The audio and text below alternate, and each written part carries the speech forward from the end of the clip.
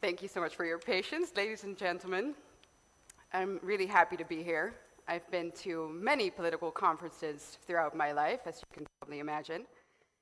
And to be honest with you, most of them are just disguised PR events where everyone, acts really important and drinks a glass of wine and repeats the same platitudes.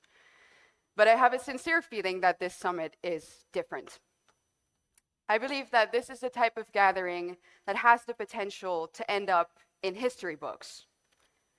A gathering that is either going to be described as a crucial turning point for Europe, one where a group of young, strong-willed patriots came together, turned things around, and ultimately laid the foundation that saves Europe from destruction.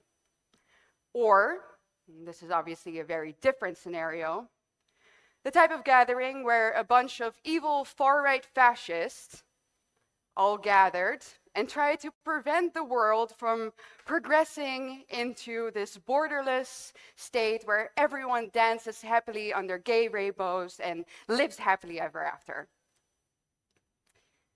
Because we all know that it's this way. History is written by the victors. And although I realize that that is an intense way to start off a speech, I genuinely believe that at this conference we are discussing the greatest question of our time. Our establishment clearly knows that as well. That is why, as you just heard, they tried to do everything in their power to prevent us from being here today. But it seems that they still haven't quite figured out that we are the types of people who do not back down. We are the types of people that no matter how much they try to intimidate us or try and stop us, that we will continue on with our mission. We won't back down from discussing the truth, and today we most certainly will not back down from discussing remigration.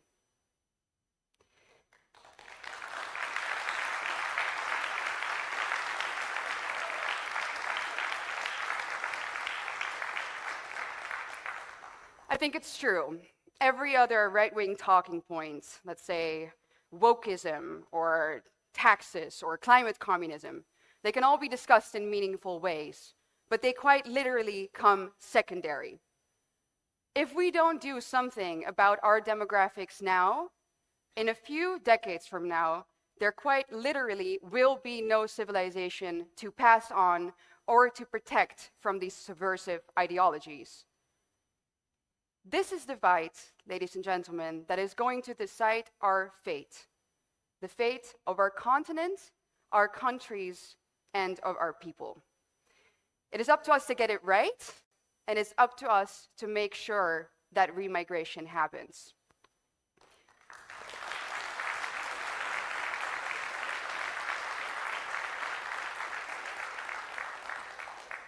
How do we do that?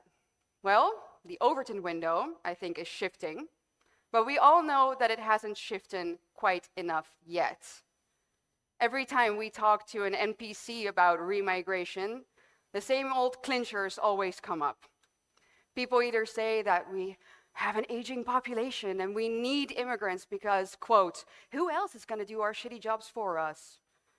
Or B, they go on a rant saying that remigration is highly immoral and that you're a Nazi for even wanting to discuss the term.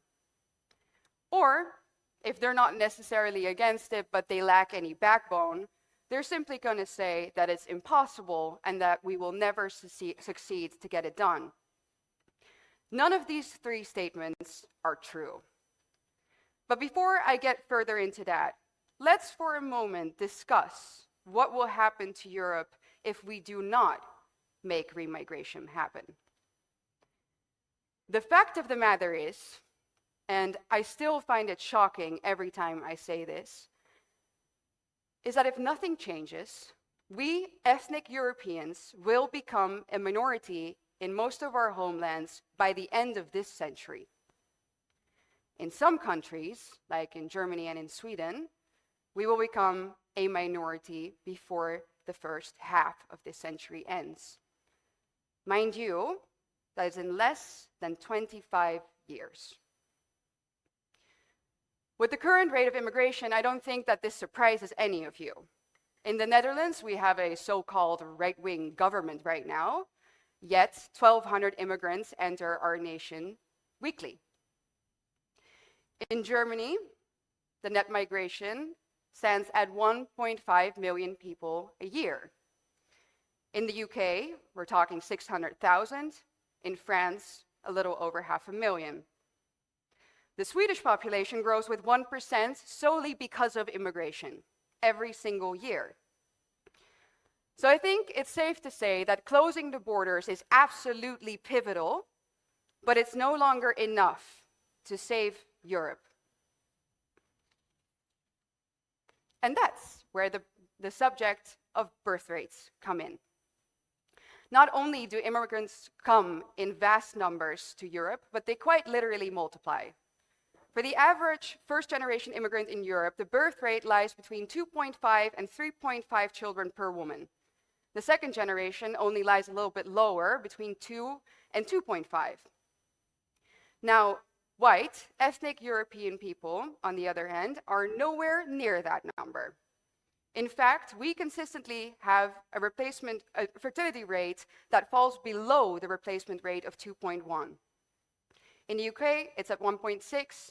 In Germany, 1.4, Sweden 1.5, and here in Italy, where we are today, it's at an all-time low of 1.19. These are the numbers. These are the facts. But we don't need to do the math to know that what I'm saying is true. All we need are our two eyes. Mass immigration from groups with high birth rates plus low birth rates amongst ethnic Europeans is what combines and constitutes to the Great Replacement. As some of you might know, I gave a speech about that very topic in Budapest last year.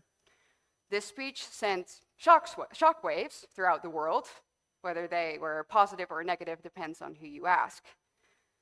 But the most important thing is that it made something happen. A forbidden subject matter was suddenly being discussed. And acknowledging the Great Replacement to be real, I think, is the very first step towards fixing the problem. But like I said, closing the borders alone is not enough to prevent Europeans from being replaced. The antidote to the Great Replacement is remigration. And I think that the way to get the general public on board with the concept is to make them painfully aware what will happen if we don't start remigration. All we have to do to imagine what Europe will look like in a few years from now is to look at areas in Europe where the immigrant population is already a majority or a vast majority. Think Rinkeby, Stockholm. Think Saint-Denis, Paris. Think Molenbeek, Brussels. All of these places have become literal no-go zones where the police has already lost the monopoly on violence. Ladies and gentlemen, I think there's a term for that. It's called occupied terrain. We have been invaded, and those areas have already been conquered. And for the rest of Europe to turn into these types of no-go zones, all we need is a little bit more of the same type of political inaction that we've been seeing for the past few decades. A few more years of that, and our beloved Europe will quite literally be no more.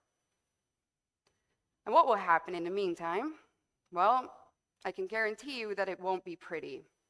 In the direct future, violence against the white native population of Europe will increase exponentially. We will hear even more stories about white boys and girls being raped and killed by immigrants. I could stand here quite literally another half an hour and summarize or give you guys a list of all of the incidents that happened even in the past few months. But for time's sake, I won't do that. However, it is time that someone says the truth about those rapes. They aren't incidents. People need to understand that the Rotterdam rapes that we heard all about on X, thanks to X actually, didn't just happen in Rotterdam. They happen all over the continent. Granted, maybe they don't happen in an equally organized manner, like they did in Rotterdam, but they are equally intentional in nature, in the sense that they have the same core characteristics.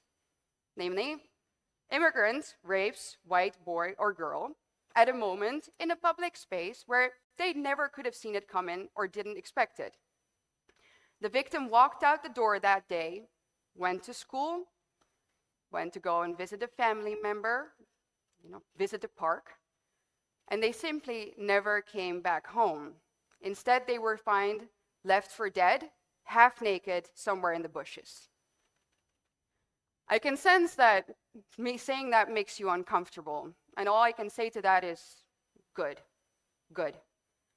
Because that is our reality, and it's been happening under our noses for far too long. These are genocidal rapes, ladies and gentlemen. They are a war tactic used against the native population of Europe to unsettle and ultimately break our soul, if not our entire being. Let me make one thing clear, by the way, about these rapes. In any of these cases, there is not one perpetrator. There are at least two. There's the rapist, of course, and then there are the people who allowed, no, in fact, dare I say, wanted all of that to happen. Because all of this is the result of people who want Europeans to become a minority in their own homelands. And sadly, we can find these people in all branches of the state, be it in government that actively imports immigrants, be it in parliament that writes the laws to do it, or in the legal system that allows all of it to happen and in fact tries to stop everyone who tries to do something about it. Let me paint a picture for you of the legal system, the average legal system in the 21st century here in Europe. Immigrant rapes white boy or girl. Immigrant, even though, he might not even be charged with a crime. If he does, gets into the courtroom, faces a white judge, and gets a ridiculously low sentence because he's either a minor, he has a low IQ, or he simply didn't know any better because he comes from a different cultural background.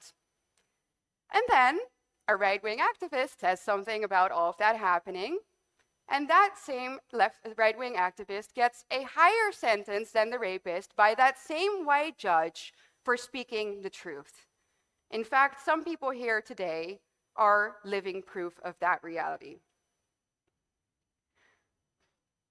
This is the reality of our citizens in the direct future. But what do you think will happen to those very public spaces in which these crimes take place? What do you think will happen to all that beautiful cultural heritage that we have in Europe?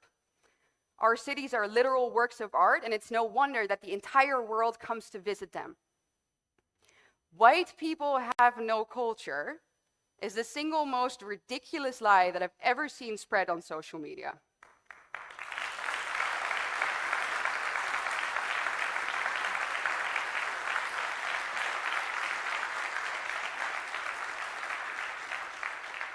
It's a miracle what our civilization has brought forth, honestly. But especially in the big cities, as we just discussed, the degradation is extremely visible. Once again, of course, as a result of the active attack on our heritage by both the left and the immigrant population. And the thing is, once it's gone, it's gone. Unless, ladies and gentlemen, we turn this whole thing around with remigration.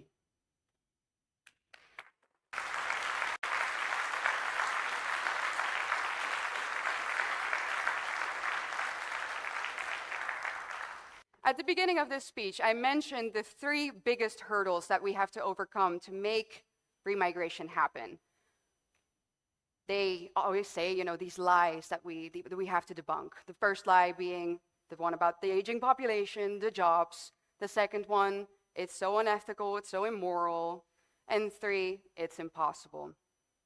When it comes to the jobs, we all know that a really large number, in fact, of immigrants that come to Europe do not work and put a huge strain on our welfare state. They're a huge cost to our treasury. Adding to that, in the future, I'm sure AI will take away many, many jobs. And the salaries for the native population will definitely not increase if we keep on importing people who are going to do those jobs at a very low wage. Maybe we should focus instead on having the native population, maybe get a little bit of extra child support when they do in fact decide to have a family. But more importantly, let's get to the second lie that we have to debunk, which is the one about the ethics of remigration. Our political enemies love to falsely associate remigration with the deportation of the Jews during the Second World War. They like to brush us off as violent Nazis who are going to put people on trains and deport them to deportation camps just because they are of a different race than us. I don't even want to waste time, really, to defend our movement against such bad faith attacks. But let me just state for the record that anyone who actually takes the time to read the proposal that Martin Sellner has created on how to implement remigration, anyone who does that will know that it's complete and utter BS. The execution, yeah, it's important.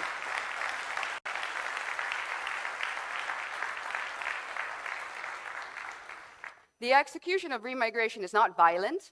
And last time I checked, it is absolutely warranted to take action against people who break your laws. However, this World War II guilt complex is still very much present and is something that keeps us Europeans, especially, let's say, hostage, from discussing this very subject. Because clearly, the Americans don't suffer from this same complex. Look at Trump. He openly campaigned, advocated, and is now implementing mass deportations. I think that's a term that is stronger, right, than remigration. However, I understand, of course, that there are historical differences between America and between Europe. In fact, Europe historically has always been a white continent, not majority white, but essentially entirely white.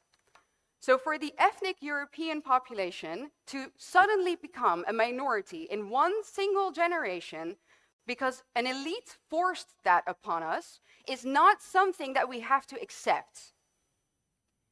It is not unethical to want Europe to stay European.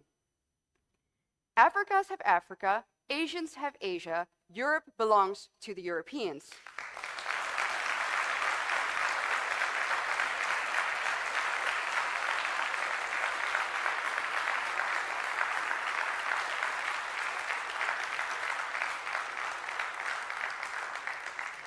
If it's not unethical for other cultural ethnogroups to have their homelands, why would it be controversial for us? I would like to ask a question. How much can something change until that very thing ceases to be the thing that it was? I think that's the question we have to ask when it comes to Europe. Is Europe still European if the white population, the ethnic population of Europe, becomes a minority on its own continent? Would China still be China if, let's say, now the vast majority of the population would start to suddenly consist of Black Africans? I think all of us would say to that question, no.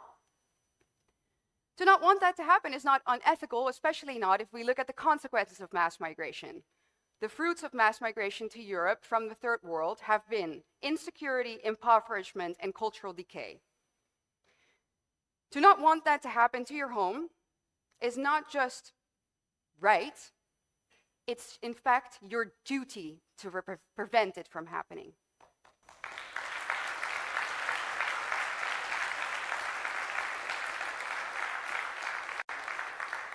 Therefore, I think we have to be realistic. Civic nationalism doesn't work, not at this rate of immigration. It doesn't mean that we can't have a small number of immigrants come to our country, immigrants who are well integrated, but not millions of people who come here with the sole aim of living a better life. Because living a better life for them doesn't mean living a better life for us.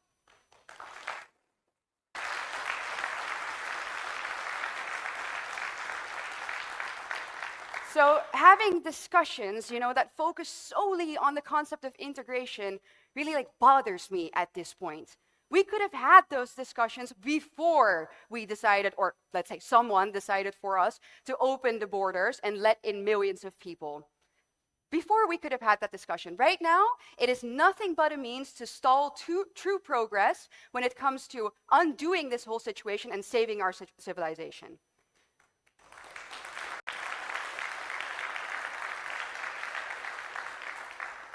So what do we do?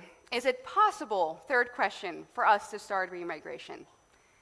My answer to that is very simple. Yes. Where there is a will, there is a way. Don't be fooled. Our politicians are absolutely able to carry this out.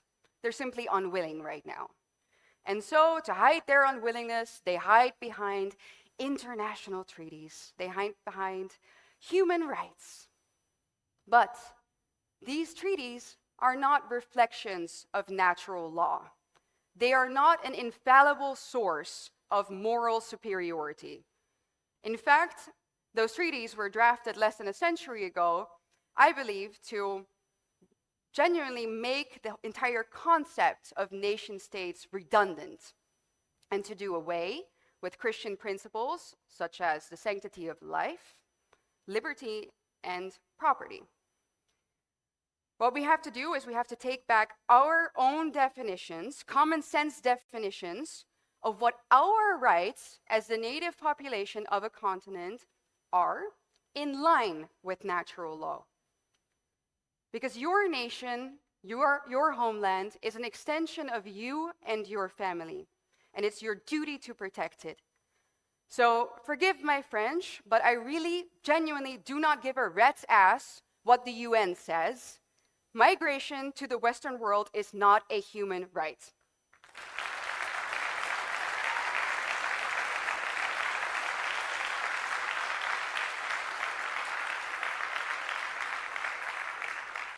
We need to let go of the lie that everyone has the right to come and live a better life in Europe just to be financially better off. Economic migration is something that should be of benefit to the host country, not to the guests. It's that simple. And yes, of course, being charitable, helping those who are truly in need is something that we as Christians will do. But we will do it for the limited time that those people actually need protection. And I think that it should be done in the safest country closest to home. And last time I checked, the safest country closest to Syria, for example, is not the Netherlands, and it's not Germany, and it isn't Sweden either. So it's time for us to reinstate those common sense definitions, dismantle the NGOs that constantly make a fool of us and help immigrants to abuse our systems. And we have to stop being taken advantage of. We have to protect what is ours first and who we love first. And we can do that right now if we start with remigration. Thank you so much.